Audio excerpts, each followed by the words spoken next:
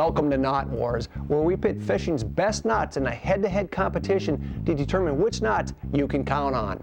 And while the focus will be on knots that work best with monofilament, we're going to provide test results for fluorocarbons and superlines as well.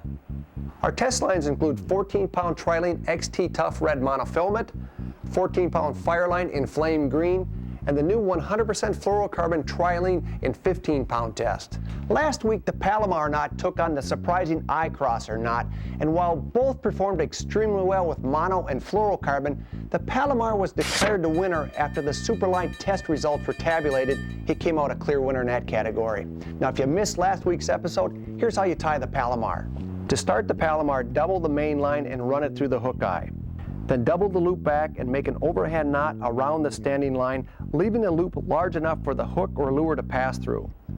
Put the entire hook or lure through the loop, and as with all knots, moisten with a little saliva and draw tight. Now that's the Palomar, easy to tie and very, very tough.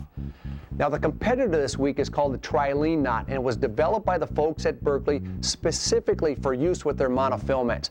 I've used the knot, it's super strong. We'll see if it holds up against the Palomar. Now here's how you tie the Trilene knot. The first step is to take the line and run it through the hook eye twice, forming a small loop.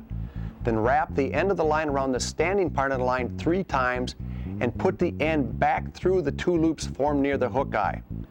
Moisten and draw tight. Now the Trilene knot's one of those knots that takes a few times to practice, but once you get the hang of it, it becomes second nature, and it's a super strong knot. But can it beat the Palomar? Let's find out. Now I've already got our high-tech knot testing machine set up. We've got our challenger on the right, the Trilene knot. On our left is our perennial champion, at least so far, our Palomar knot. Let's see how they do in a head-to-head competition.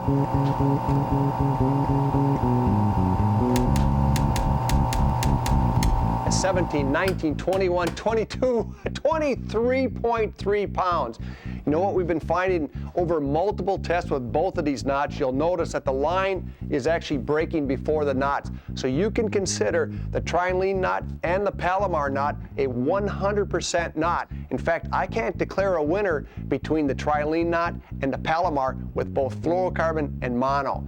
However, I'm going to have to give the nod to the Palomar because it performed consistently better with the Superline test. In fact, much, much better than the Trilene knot.